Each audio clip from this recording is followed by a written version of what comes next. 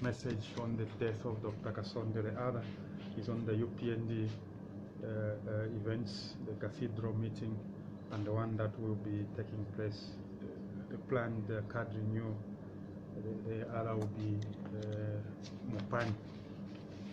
I'll start with the sad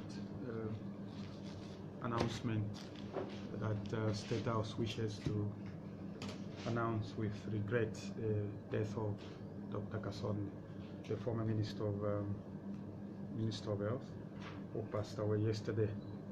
So it's with considerable regret that the President learns of the demise of Dr. Kasonde, who he said was one of the finest men he has ever worked with. A very dedicated, distinguished gentleman with considerable commitment to duty and commitment to patriotism. State House, the President, the First Lady, and on behalf of the President, the First Lady, and the government in general, the President sends his condolences and wishes the family of Dr. Kasonde God's grace during the funeral and the tough period ahead of them without this pillar of the family. Dr. Kasonde was a fine man, very hardworking, with an extraordinary commitment to detail. He was a perfectionist who wanted things done in a perfect manner. In his circles, in the medical circles, he was simply one of Zambia's finest, one of the very best. In politics too, he remained a decent man of extraordinary grace in his interactions with people, both within the party and those across the aisle in the opposition. He represented the best of politics, and that's an example. The President says one of the things that Dr. Kasonde teaches us is that it is possible, in fact, to be in politics, have different opinions, and still remaining gracious and decent to one another. The President sends his heartfelt condolences to Mrs. Kasonde and family on the passing of this great son of the soil, and the President wishes the bereaved family God's grace and strength during this period of mourning. What remains of us, the President says, is an opportunity, of course, to learn from his achievements and his great sense of patriotism and commitment to duty. Dr. Kasonde definitely represented that fine generation of men and women who we can proudly say they fully grasped the meaning of nationhood. They fully understood the inescapable duty to promote those values that speak to the broadest interests of the greatest majority of our citizens. In his work, both as a doctor and as a politician, Dr. Kasonde sought to contribute to the emergence and development and sustenance of a Zambia that is a one Zambia, one nation, a nation that is committed to one goal, and that is of development. And in his field particularly, he used the medical field to try and advance his vision of a Zambia that is one, united, and common in its pursuit for what is good for mankind. I now move on to the situation at Mopani. The President has given instructions to the Minister of Mines to deliver a very clear and unequivocal message to management and Mopani to engage in civil, decent business practices rather than undertake actions that may be understood or misunderstood to be acts of blackmail against the government. So the Minister of Mines and the Minister of Energy will be engaging with Mopani to deliver that clear message that the tariff adjustment is just one the components of the broad reforms in the energy sector that government announced on November 26, 2015, the President gave an intention, very clear intention, that subsidies in the power sector, and subsidies in the fuel sector, subsidies even in agriculture were going to be removed, and cabinet has passed policies and decision, and government is following through.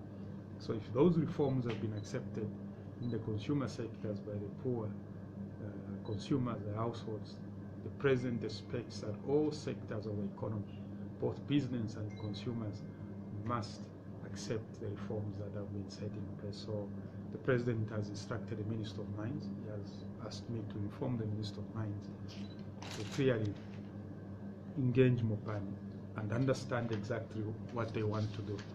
Otherwise, the actions they have undertaken in recent days are clear and acceptable to the government. But of course, the Minister will be outlining in full what other measures are available to government to try and see that the workers are not disadvantaged. The President understands that the court case is ongoing in the dispute between Mopani and CEC. But the President does not understand how that court process and any other disputes between Mopani and those who supply them power, how that can extend, for instance, to the termination of payments to contractors, particularly only those that are Zambia, and suppliers, threats to withdraw, to retrench workers, and the whole range of activities, failure to abide by all agreed normal business practices. So the President has instructed the Minister of Mines, and the detail of the engagement, I think, will be announced to you by the Honorable Minister of Mines.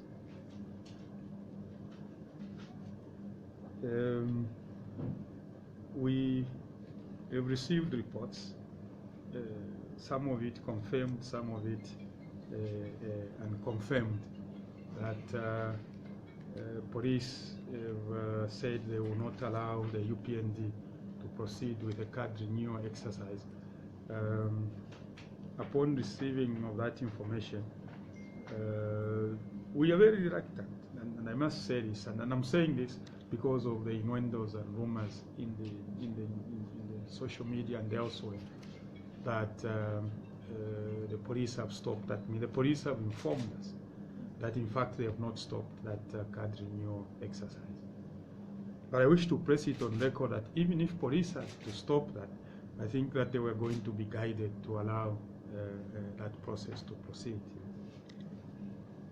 That takes me to the other point of the cathedral meeting, which again is being attributed to the ruling party and by insinuation to the government. It is a question of judgment, really, by the police themselves. And I suspect under pressure, in the current circumstances where there is a proclamation of a threatened emergency, there are certain regulations that tell the police what cannot be done under those circumstances. But let me press it on record that the action to stop a church meeting obviously is to be regretted, because even under the environment where there are emergency regulations, I think that police are expected to exercise judgment, very good judgment, as they try to balance the need for public security and also on one hand, and also the need to ensure that civil liberties of citizens are not infringed upon. But we must understand that the police have been under extreme pressure to ensure that public security, in the light of what has happened in the past, public security is safeguarded. But it's with regret that that happened. And I think now I can reveal that positive intervention was made, and that meeting was, the police was overruled by the Minister of Religious Affairs, and she directed that church meeting could proceed that same day. The political contacts within the UPND called me and said the only reason they would not proceed on that day was that some people had already begun to return, and therefore it was difficult to get them back. So there is no underhand method whatsoever from State House and from government to encourage the police in that direction. The police have been encouraged to exercise very, very good judgment as they police the country under the circumstances. More importantly, to ensure that only when circumstances exist where public security or danger to public property will be visible, where you can reasonably assume that will happen, then they would stop a public procession. I'm just happy that on their own they've decided that the card renewal will go ahead. But I wanted to state also that the president told me that had they stopped it, then he was going to ask me to speak to the Inspector General to allow that process to go. So I'm talking about it with the risk of you gentlemen of the media not correcting those who tell falsehoods that we talk to the police every day. We don't. Otherwise, I would not be letting them do that and then coming to tell you that the action of the cathedral is regrettable. It's a question of having a cake and eating it. You want us to intervene to stop the police, to want to know what they are doing. Then therefore we must be directing them on a day-to-day basis. I think we must understand that the police works for all of us. We must support the police. Reduce on activities that makes the police to be on the defensive. For instance, it's an act of irresponsibility that we tell the police that the action they have taken is not correct. They must therefore engage the organizers of the church service, and then you are calling a police commissioner and you put him on tape. How are we going to have a sensible conversation with the police service if every phone call they get from either you, a journalist, from the UPND political leadership is recorded? Because that process, when Commissioner Pili was now engaging with the organizers of the event, it's a privileged conversation. He could even genuinely make mistakes in that conversation. But how is he going to feel free the next time you are trying to call him to say, look, we are seeking an adjustment in this thing? We must all work towards creating an atmosphere where the police feel comfortable to engage the opposition and say, look, this can go ahead, this cannot go ahead.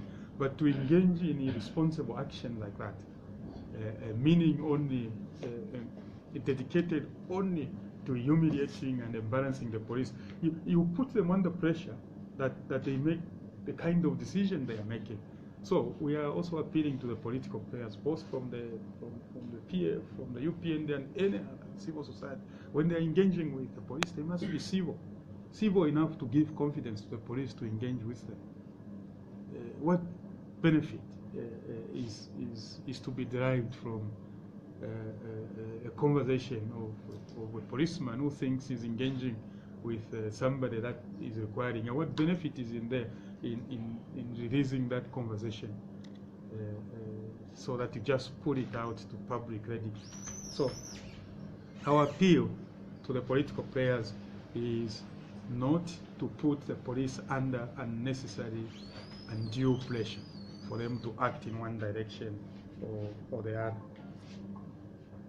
We must all try and contribute to actions that engender national unity and create an atmosphere suitable for dialogue, rather than actions that seek to polarize the environment.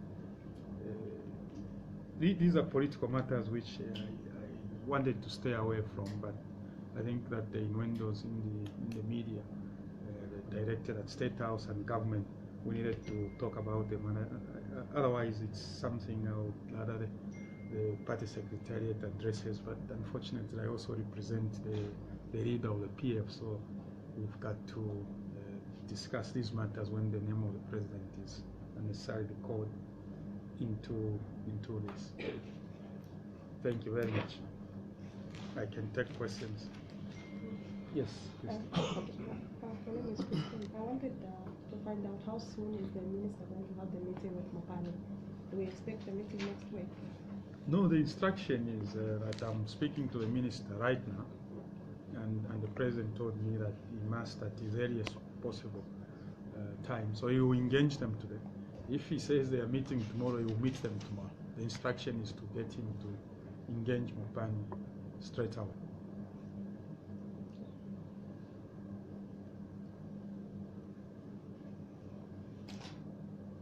Any questions?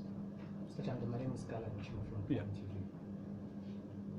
From government side, what is the current position with regard to the state of security following the invocation of Article 51? The current state of security is what necessitated the invocation of Article 31 was the situation where you saw rampant acts of sabotage against public infrastructure,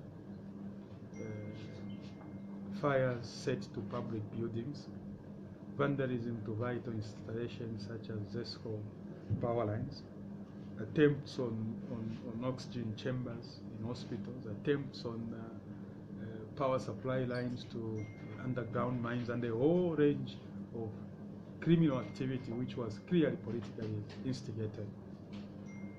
With the invocation of that, so far so good. Fires have stopped.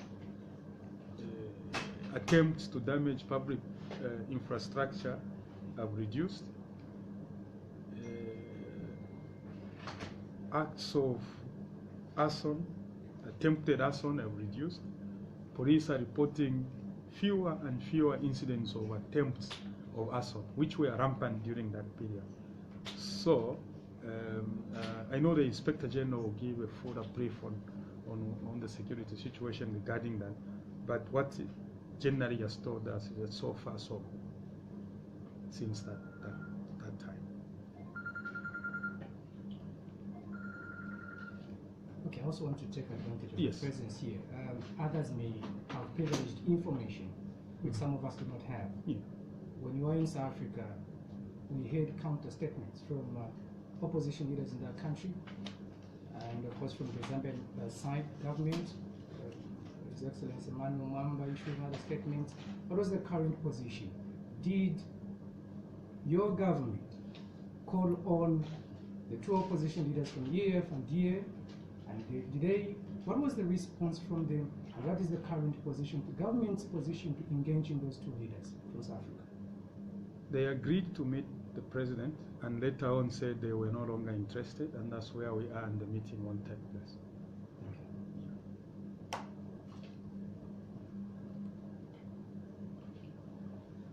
Any questions?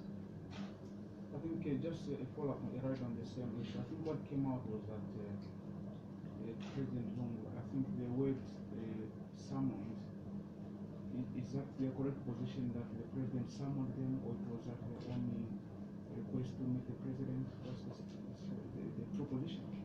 He did not summon them. He requested to meet them, and they agreed.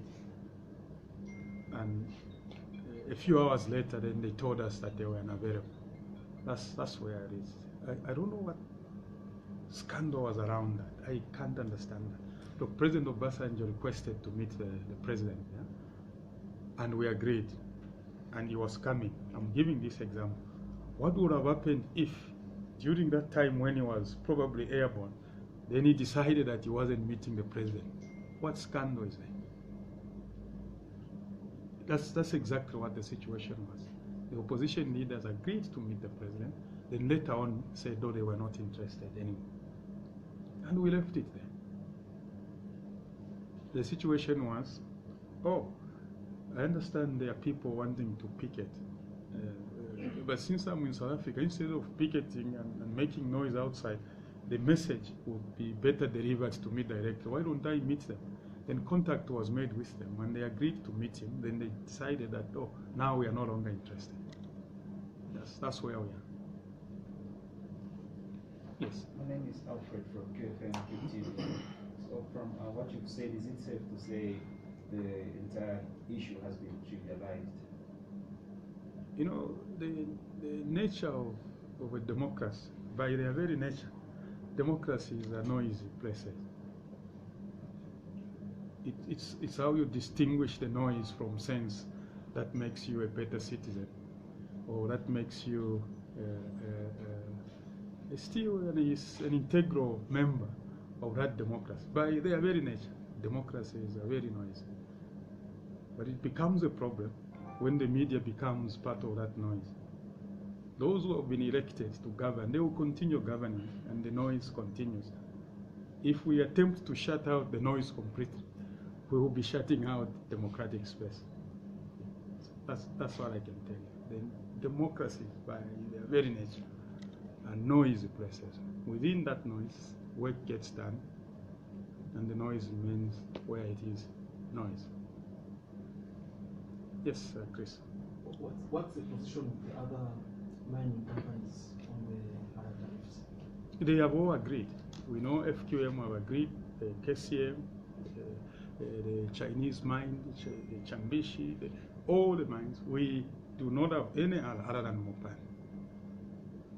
They are all mining the same copper. The copper price on the global market is the same. So that's why the president is satisfied that probably there could be other issues behind the standoff between Mopani and the power suppliers, because other mines have agreed and they have signed agreements and they are on the new tariff. Yes. I'm Chimaya from Diamond TV.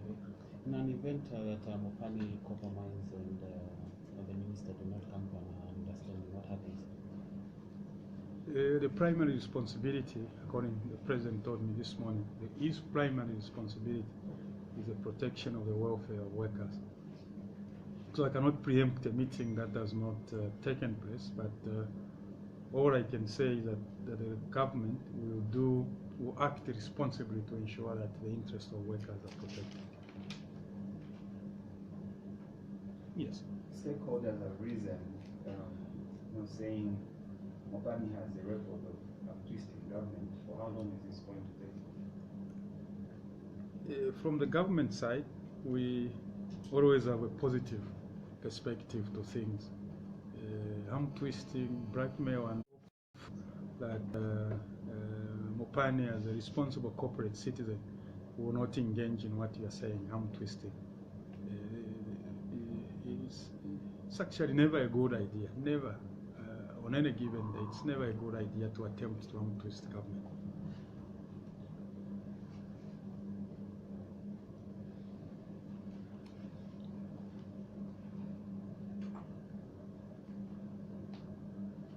Anything more? If nothing, those are the items I had. Let me. Where is news diggers? Do we have news diggers? They are not.